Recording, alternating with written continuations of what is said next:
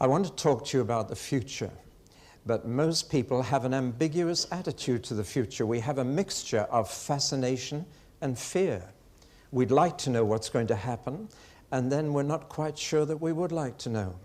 Supposing I had a unique gift of knowledge, the word of knowledge, and could actually tell every one of you the date of your death, so that at the end of today I could stand at the door and shake hands with you as you leave and whisper in your ear the actual day you were going to die. Now, how many of you would like to know?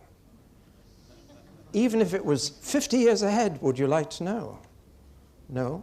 Some of you, like me, wouldn't believe it if it was 50 years ahead.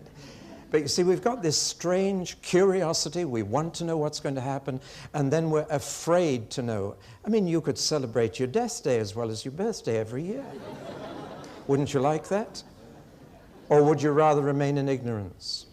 Would you like to know when the world is going to an end? Well, actually, scientists are now telling us a date when they believe the world as we know it will come to an end. I'll tell you the date later, but they could be wrong. So we have this strange ambiguity about the future. We want to know and we don't want to know. Now, there are three ways of finding out about the future. The first I want to mention is the way of what I call superstitious divination, clairvoyance, horoscopes. Did you know that 6 out of 10 men and 7 out of 10 women read their horoscope every day in this country? That's why no magazine or newspaper will come out without its star column. I'm happy to tell you I don't know which sign of the zodiac I was born under, and I'm not going to tell you my birthday because I don't want to know. I'd rather remain in ignorance. But people try to find out from the stars or from clairvoyance what their future is. Now, even the best clairvoyants, like Jean Dixon, for example, who was one of the most famous in America, have never been more than 5% right in their predictions. Or to put it negatively, they've all been at least 95% wrong. So why do people go to them, and why do people read their stars? The second way of finding out about the future is a little more accurate. I call that the way of scientific deduction. There are now professors of futurology in many universities, and what they do, they extrapolate from the present trends into the future and try and work out and guess as reasonably accurately as they can what's going to happen. The Massachusetts Institute of Technology in America is one of the foremost bodies that is doing this work, and they have come up with a date for the end of the world, and the date is 2050. Given, they say, the present population growth and the energy resources and the food resources of our planet, that's the crossover point beyond which life will be impossible unless we can change some of the present trends, unless we can limit population growth or find new sources of energy. So 2050, we've got less than 60 years left, according to them. And incidentally, Guildford University came up with the same figure. So 2050 is a figure that's freely being talked about. Now, scientific deduction about the future is about 25% accurate. Or to put it negatively, it's about 75% wrong. There is a third way of finding out the future that is even more accurate, and that is the way of scriptural declaration. So you can either go to superstition, or you can go to science, or you can go to Scripture. Now, not many people realize that this book is packed with predictions about the future. Just about one verse in every 4 in the Bible contains a prediction about the future. And altogether, there are some 735 different events which are foretold within the pages of your Bible. 735. Now, how accurate has the Bible been so far? Well, it may be news to you that 596 of those predictions have already come true to the letter. That's just over 80%. Now, that doesn't mean that 80% of the Bible's predictions are accurate, because most of the rest are concerned with the end of the world, so they couldn't possibly have happened yet. In fact, there are less than 20 yet to happen before the return of Jesus to planet Earth. And so far, the Bible has proved to be 100% accurate in its predictions about the future. So why do people go to superstition and to science when they could read about the future here and know that a book that has been right in 80% of its predictions is probably going to be right for the other 20%, especially about the events at the very end of history, the end of our world. Now, out of all those events, out of the 735 predictions, there is one that occurs 318 times in the Bible. It is the most frequently mentioned prediction of all, and that prediction is that Jesus Christ, who lived on earth 2,000 years ago, is coming back to planet Earth. So that we're talking about the most predicted event in the Bible, and we're talking about something that is absolutely certain to happen. Now, there are many things we could say about this, but we're going to ask a number of simple questions. First of all, where is he coming back? Secondly, how is he coming back?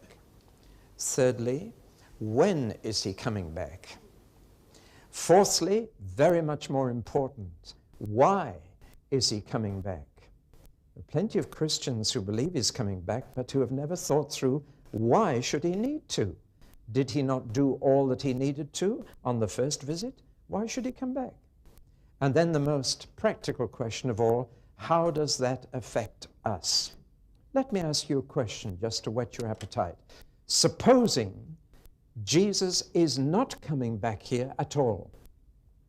Supposing he is staying where he is in heaven, and that we will go to join him there when we die and stay there with him forever, and that a new heaven and a new earth will be created after that. Supposing he's not coming back here, but we're all going to join him there and stay with him there, will that make any difference to the way you live next Monday morning? Now think it through. It's a good question to ask yourself. Well, now let's go to that first question. Where is he coming back? And I want to say right at the beginning, he's not coming back to Ashford, where we're recording this video. Nor is he coming back to England, nor to America, nor to Russia. He's not coming back to any of the world capitals, not coming back to any of the religious capitals. He's not coming back to Rome, not coming back to Geneva or Canterbury, not coming back to New York. He's not coming back to Moscow, not coming back to Peking. So where's he coming back to? The answer to the Bible is quite clear. He's coming back to his own city, the city he called the city of the great king, Jerusalem. That's where we'll need to be if we're going to meet him. That's the city he left from. That's the city he's coming back to. Now, some people vaguely think he's coming back everywhere. I'm not quite sure that they've thought out how he can do that, especially since he's coming back in a body, with his body. And a body locates us in one place, and you can't be in two places at once when you're in a body.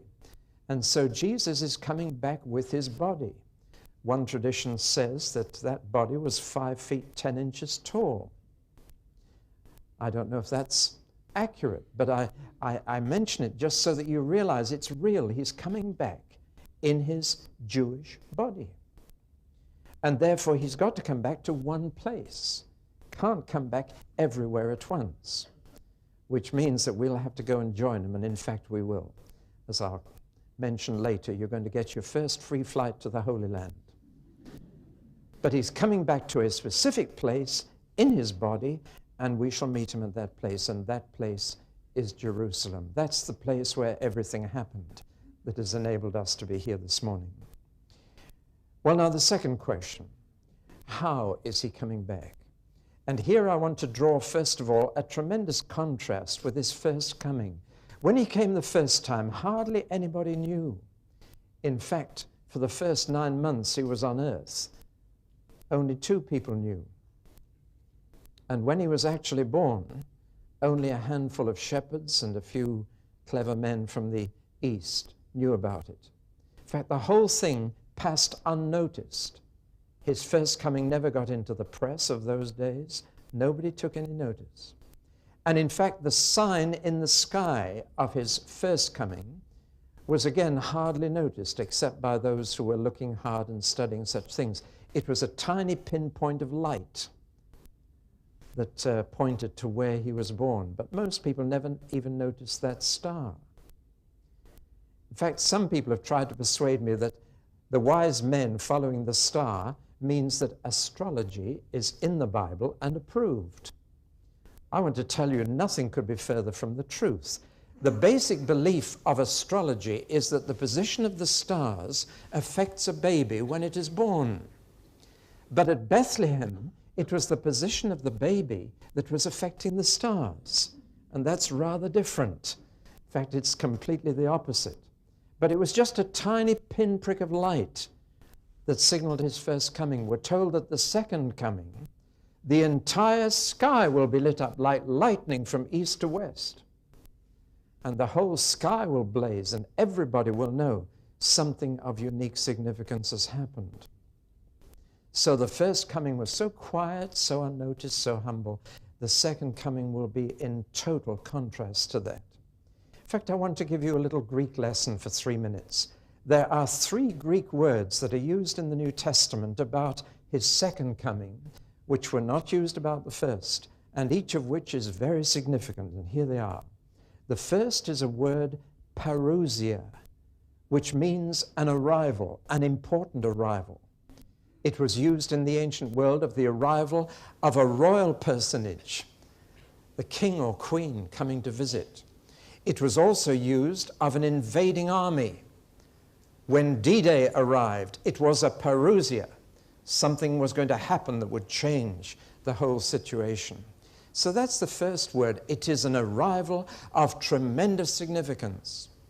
Second Greek word I want to pass on to you is epiphania, which means not to arrive, but to appear. Have you ever been in Pall Mall, stood around the Victoria Monument on a national occasion, and looked up at the balcony of the Buckingham Palace, that first floor balcony, and waited for those French doors to be opened by the footman, and then the royal family appears on the balcony, the moment that everybody's been waiting for, and a great cry goes up from the crowd of excitement. That's what this second word means. It means to come out into the balcony where everybody can see you, to appear before the people. Now, he didn't do that on his first coming. And then the third word is apocalypsis. And that word means to be uncovered, not to appear naked, but to appear as you really are.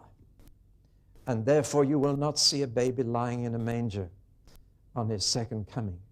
He will appear as he really is, the Son of God, with all his glory. Did you see the Queen arriving for the opening of Parliament? Did you see her with a crown and jewels? In her glory, she was appearing as she is, the Queen of England. And when Jesus comes back, he will appear as he is. He will be uncovered, and people will see his glory. When he came the first time, that glory was covered up. And all the paintings of him with halos round his head are quite inaccurate. He didn't walk around with a halo. In fact, if he did, people would have asked questions. But in fact, they saw no beauty that they should desire him. And to most people, he was simply a carpenter from Nazareth. That glory was hidden. But when he comes the second time, it will not be hidden at all. Everybody will see. Therefore, there is a very great contrast between his first coming and his second coming. But there is not a contrast between his first going and his second coming. That sound a bit Irish to you? Let me explain what I mean. Supposing you had been on the Mount of Olives with a video camera like this on the day that Jesus ascended into heaven, went back home to be with his Father. And supposing you'd been able to take a video of him ascending until he disappeared up there into the clouds, supposing that you had that video, and supposing you could then play it backwards, you would have an exact film of his second coming. Because the angels at his ascension said to the men who were gazing up into heaven, why do you go on gazing up into heaven? He will come back in exactly the same way as you saw him go. So that whereas his second coming is a complete contrast to his first coming, it is exactly the same as his first going, except that it'll be in reverse. And he will appear out of the clouds. By the way, that means that it'll be a west wind at the time. The wind will be westerly. Do you know why I'm able to say that? Because in Israel, they only get clouds if the wind is from the west. When it comes from any other direction, it comes from the desert, and it's a dry, hot wind. But when it comes from the Mediterranean, it picks up moisture, and you can see a little cloud forming that's no bigger than a man's hand, and that'll get bigger and bigger, and finally you'll get rain. So we know the wind will be from the west. Once again, I mention this. I want you to realize we're talking about reality. Not talking about something in a stained glass window or a fairy tale. We're talking about something that will actually happen in this world of ours, with the wind blowing from the west and those cumulus clouds. I love flying above clouds, don't you? Looking down on the sunlit clouds from above, that's the nearest thing you'll see in physical terms to the Shekinah glory of God. Because always you find clouds associated with the glory of the Lord. And I'm sure cumulus clouds are the nearest to that glory, the way they mount up like a mountain range with the sun shining on them. So that's how he will come. And I've told you what you can see, but I better tell you what you will hear. If you don't like noisy meetings, then you better not be around on that occasion. It will be the noisiest meeting that's ever been held, as well as the biggest. My grandfather is buried in Newcastle-on-Tyne, and on his gravestone, he was a pastor, by the way, and on his gravestone are 3 words, not rest in peace. And the 3 words are not from the Bible, they're from the hymn book, they're from an old Methodist hymn. And these are the 3 words, what a meeting! And I think people must stand and look at that gravestone and wonder, what on earth is he talking about? Well, now, Christians sometimes get meetingitis, and we get fed up with meetings, but what a meeting that will be. The biggest, there won't be a stadium on earth to hold it. So we're going to have to hold it in the air. That's when you get your free flight to the Holy Land. But the noise, there'll be archangels shouting their heads off, there'll be trumpets blowing, enough noise to raise the dead. And in fact, it will. And here's a lovely thought. Don't worry about dying before this happens, because if you die before it happens, you get a front seat. That's what my Bible says. Paul says to the Thessalonians, don't grieve about those who've already died. They're not going to miss anything. Far from it. When he descends from heaven with the sound of a trumpet, the dead will rise first. So that means they get there first. And then we who are alive catch up with them. So Paul says, encourage each other with these words. Cheer up. If you die first, you get a front seat. So we win either way. If we don't die first, we get a new body straight away, and no undertaker measures us up. So it's good news either way. Well, now that's how he's going to appear. And there will be millions upon millions. There are now 1,500 million people who profess to believe in Jesus. So that really will be a big meeting. To say nothing of all the angels. And there are myriads of them, and they'll be joining in too. I can't imagine what the singing is going to be like. Now, when will he come? And here we run into problems. And Christians are very good at trying to guess dates. I just jotted down a few of the dates that leading Christians have mentioned. There was a man called Miller, and he said it would be 1843. By the way, if you're going to guess the date of the second coming, my advice is guess a date well after you will be here. Because then you won't have to be around to face the music. It's much wiser to think of one well ahead rather than one in the immediate future. But Miller said it was 1843, and from that prediction has come the Seventh-day Adventist movement. Then there was a man called Russell, and he said it would be 1914. And from him came the Jehovah's Witness movement.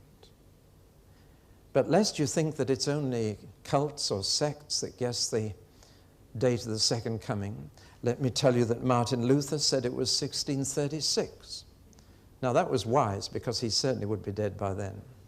John Wesley was equally wise. He said 1874. And most Christians love to try and work it out and get the little programs and get the details together. And in our day, there have been a lot of people saying we are the last generation. Have you heard this one? A lot of people have asked me, do you think it will be in our lifetime? Well, I hope it will be in my lifetime, because that would mean no funeral and no funeral director being called in to deal with my corpse. That would excite me very much. I hope so. Every generation hopes so. But Jesus himself said, of that day or of that hour knows no one, not even the Son. The Father only keeps that date. So it's a good thing to be very cautious when somebody tells you, I know the date. Mind you, I'm going to tell you in a moment that I think I know the month, but I don't know the year. I'll come back to that in a moment. Now, if Jesus himself was ignorant of the date, are we likely to know it? Nevertheless, his disciples did ask him, Jesus, what will be the signs of your coming, the signals of your coming? How will we know when it's going to happen? And Jesus actually gave them signals. He gave them signs. He said, now, you're to watch and pray. Now, what are we to watch for? You can't watch for his coming, otherwise you'd have to walk around like that all day, looking at the sky. He didn't mean watch for his coming. He said, watch for the signs of my coming. And he told us exactly what they were. Now, many, many years ago, I used to go and look at trains. I still do, actually. But as a boy, I used to love to be a train spotter, and in those days it was the LNER, the London and North Eastern Railway, that ran through my home city of Newcastle on Tyne. And what you may not know is that just outside the Newcastle Central Station is the biggest railway crossing in the whole world. And there's a picture of it. And I used to go and stand at the end of the platform there, overlooking that biggest crossing where all the lines from London and the south cross with all the lines from Scotland and the north. And it's by far the best place to go train spotting in the entire country. And we learned early to watch for the signals that would tell us when the train was coming. And there were 4 signals you watched for. In those days, the signals weren't electric light bulbs. They were a big arm that went down and up again. Do you remember those? Some of you do. And there was the distance signal, which was a yellow one with black stripes on, with a kind of fork in the end. That was the distance signal. That was the furthest out. Then there was the outer home signal, a red one. Then the inner home. And finally, there was what was called the starter signal, which was right at the platform and actually cleared the train to start from the platform. So it was saying the next bit of line is open. And we used to watch these signals, 4 of them. And when the distance went down, you knew the train was a few miles away. The outer home went down when the train was in the section. The inner home, you got really excited because you knew it was round the bend. And by the time the starter went down, there it was. And you could tell how near the train was. Now, Jesus gave his followers 4 signals, 4 signs, and they are very, very clear. And he says, these are the signals to watch for. He said, the first you will see in the world out there. So watch the world for the first signal. The second will be in the church. So watch the church for the second signal. The third will be in the Middle East. So watch the Middle East for the third signal. And the fourth will be in the sky. And you'll see that signal in the sky. Now Christians get into such a muddle about all these signs, but I've taken these 4 signs straight from Jesus. My principle is to start with what Jesus said and fit everything else in the Bible into what he said. And he gave us this very simple framework into which you can fit all the other details. Now the first signal is in the world and consists of disasters. 3 in particular Jesus mentioned: earthquakes, wars, famines.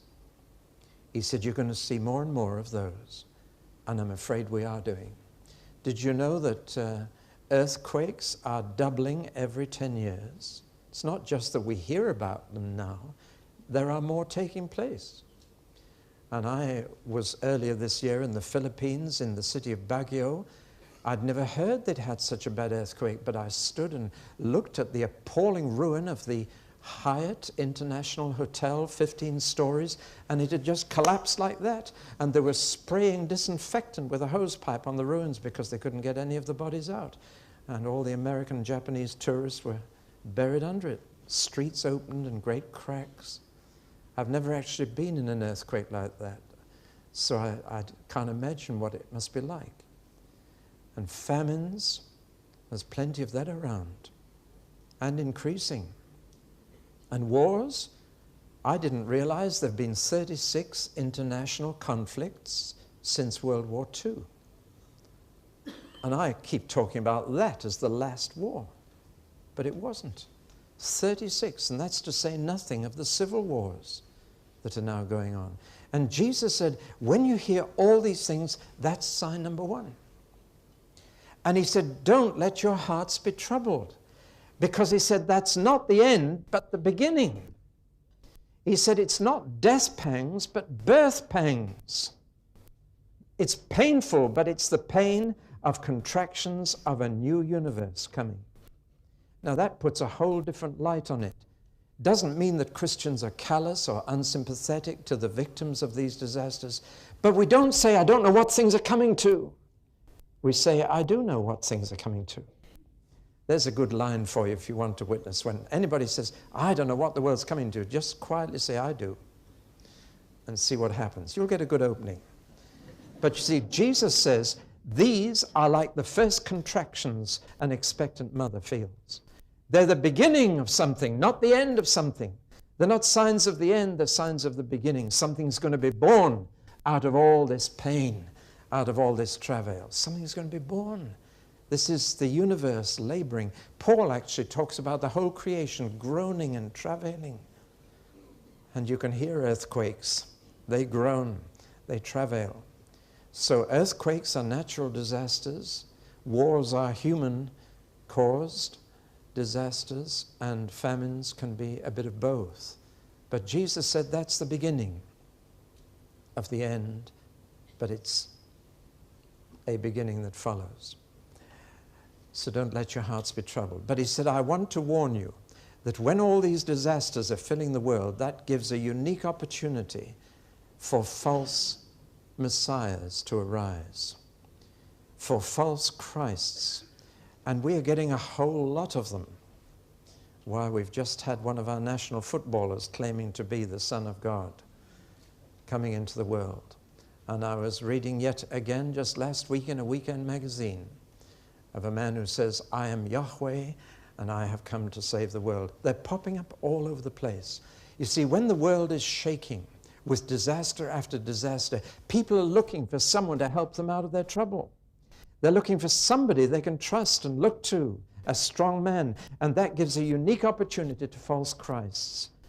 And we can expect a growing number of such false messiahs to appear in our day because of all the disasters that are coming.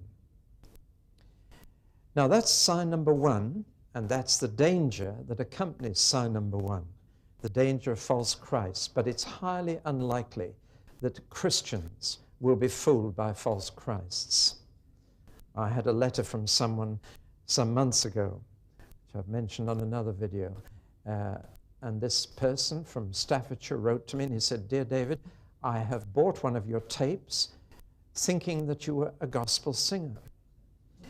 But I was disappointed to find that there was no music, only talk." But he said, "I have listened to the tape," and he said, "I am the one you were talking about. I am the Christ. I have come to save the world." And he spent 14 pages telling me this. Good grammar, excellent handwriting. We're going to see an awful lot of this. As disasters shake people, it provides a spiritual vacuum into which false messiahs can step. Now, signal number 2. Signal number 2 is in the church and consists of 3 features. Just as the first signal consisted of 3 features, 3 kinds of disaster, earthquake, war, and famine, so the second signal has 3 parts to it, but this time they all appear in the church. Number 1, universal persecution. The church hated by all the nations. Everywhere, the church under pressure. Now, that has never actually happened in the last 2,000 years, but it is nearer to happening now than it's ever been. Out of some, 130, 140 nation states in our world, there are less than 2 dozen where the church is not under pressure. And the number is getting smaller. And in fact, the first signs of pressure on Christians are appearing here in England, Christian England. And the pressure is really going to be on us, notably at the moment in the education sphere. But the Sex Discrimination Act and the Race Discrimination Act are going to be used against Christians. So the pressure is going to be on us here. Jesus said the first part of this second signal will be universal pressure on the church. And the second part of that sign follows from the first. He said the love of many will grow cold. In other words, pressure sorts out the nominal Christians from the genuine ones. Those who are Sunday Christians or churchgoers will soon disappear under pressure. I heard of a prayer meeting many years ago in one of the countries behind the Iron Curtain, and 2 soldiers burst into the prayer meeting and they said, "We're going to kill the Christians." And they had 2 Kalashnikov machine guns. And they said, "We're going to kill the Christians." And the Christians thought they were drunk, but they were sober. And then they said, "If you're not a Christian, get out." And a number got up and ran. Then the 2 soldiers said to the rest, "Now will you please tell us how to become Christians?" They said, "We had to make sure of you before we talk to you." Well, how would that affect your church prayer meeting? See? Jesus said there will be universal pressure, and the result will be a falling away of nominal Christians. Now, that's not bad news. That's good news. Because the third part of the signal is this. "And," said Jesus, "the gospel will be preached to all the nations." In other words, when the pressure is on the church, it sorts the church out and refines the church, and the church is then far better able to get on with the job that Jesus left us to do, namely to evangelize the nations. And that you can see happening. You can see it happening in China today. There are villages in China where 85% of the population have been born again, because the church is under pressure. And that gets rid of nominal churchgoers who can't do the job anyway. And the refined church under pressure grows very fast. Don't ever pity churches that are being persecuted. Envy them. Envy them. I remember going to Czechoslovakia years ago, and we told them we prayed for them in England. And they said, "You pray for us?" Why? They said, "We hold prayer meetings for the church in England, because you're in a far more needy state than we are." That put us in our place and humbled us. So that's the second signal to look for. Pressure on the church in every country of the world. Nominal Christians falling away, and the rest preaching the gospel to all the nations and getting the job done. That's signal number 2. Signal number 3, he said, will be in the Middle East. And here Jesus quoted from the prophet Daniel, an extraordinary phrase which Daniel uses 3 times in his predictions about the future. And that phrase is the abomination of desolation. That's an inadequate translation. I'm afraid we haven't words bad enough in English really to communicate the horror of that Hebrew phrase. It means something so disgusting, so abhorrent, so offensive. In a sense, it came true before Jesus came. It came true when a man called Antiochus Epiphanes, a Greek emperor, strode into Jerusalem at the head of an army and did the most unspeakable things. He went into the temple at Jerusalem and he sacrificed a pig on the altar, pork on the altar.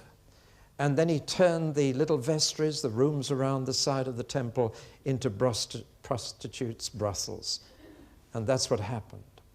It was the most disgusting, blasphemous act that has ever happened in Jewish history. And they have referred to Antiochus Epiphanes as the abomination of desolation.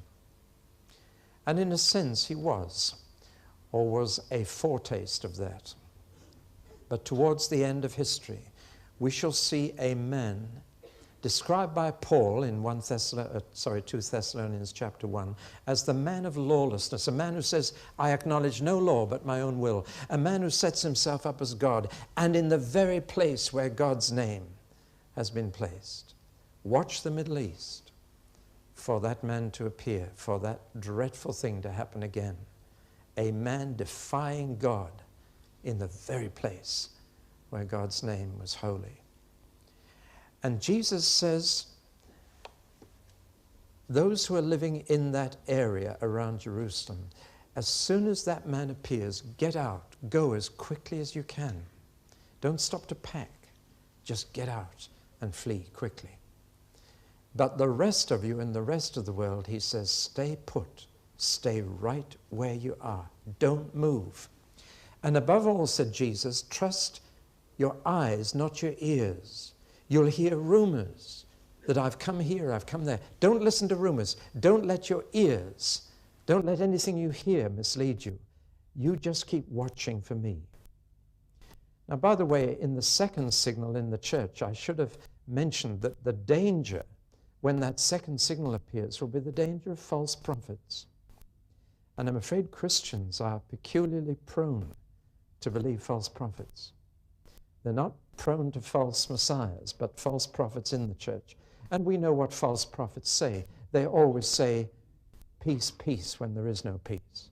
They always say, don't worry, it may never happen. They always want to calm and comfort people. True prophets tell the truth, even if it hurts. So we have signal number 1 in the world, disasters out there in the world, and the danger of false messiahs, followed by the world. Signal number 2 in the church, pressure on the universal church, nominal Christians falling away and the rest getting the job done of preaching the gospel. And the danger will be false prophets who will tell the church not to worry, that it's all right, it's not going to get any worse. In the third signal, the danger, said Jesus, will be false messiahs and false prophets. Boy, what a crisis that will bring to us. We'll really have to be very sure of our faith then. And we must not listen. I'm afraid Christians are pretty good gossips, aren't we? Have you heard the latest? Have you heard? Have you heard? Jesus said, listen, use your eyes, not your ears. Watch. He said there'll be plenty of false prophets telling you what God is saying. There'll be plenty of false messiahs saying, I'm the Christ. Because he said, wherever there's a dead body, the vultures gather. And they're vultures. And they're just picking stuff for themselves out of the mess. Now, at the third signal, I want you to notice 2 things.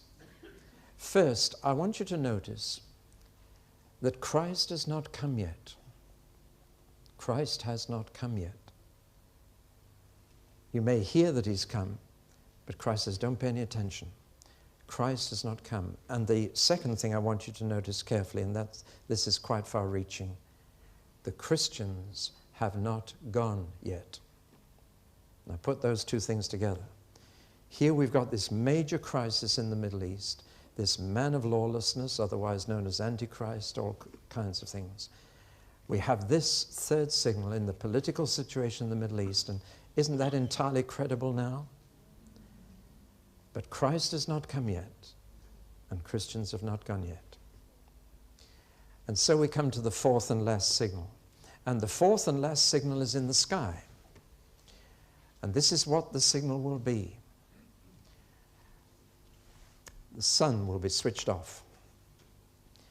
The moon will be switched off. The stars will be switched off one by one until the entire sky is totally black and there is no natural light whatsoever. Now, this fourth signal gets me excited.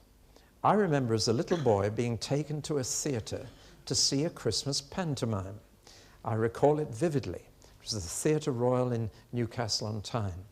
And I remember sitting there in the balcony and looking at the stage. There was a hubbub of excitement. Everybody was chattering, lots of children there and families for the Christmas panto. And then one by one, the house lights went out until we were sitting in darkness. And I can remember now my little heart beating. It's about to start. It's just about. And silence fell. And then the stage curtains went aside and there was a blaze of light and it all happened. Now that's exactly what the fourth signal will be.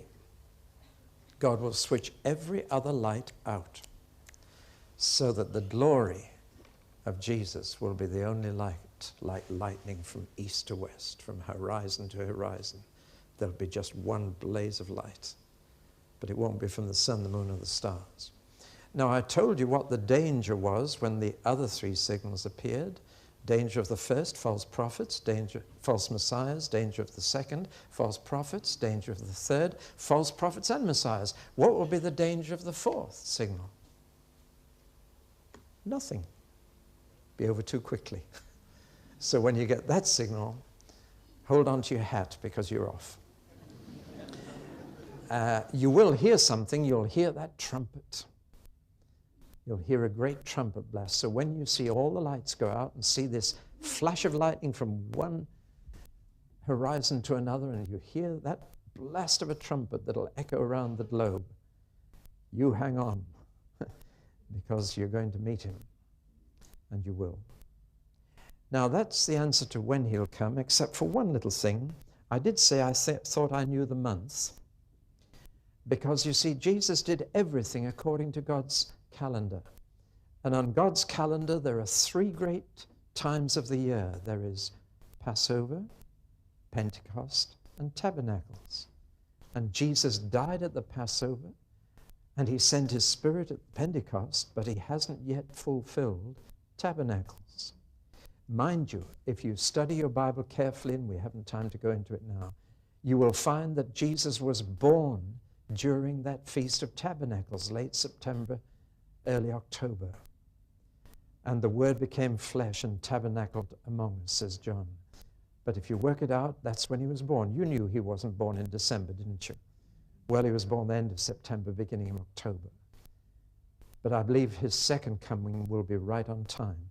Not least because the Feast of Tabernacles is preceded by the Feast of Trumpets. And every mention of trumpets in the New Testament is to announce the return of the Lord Jesus. So one of these years, September, October, he'll be back. But I can't tell you which year. Well, we'll take a break now, and then we're moving on to the more important questions. Why is he coming back? And what difference does that make to the way we live?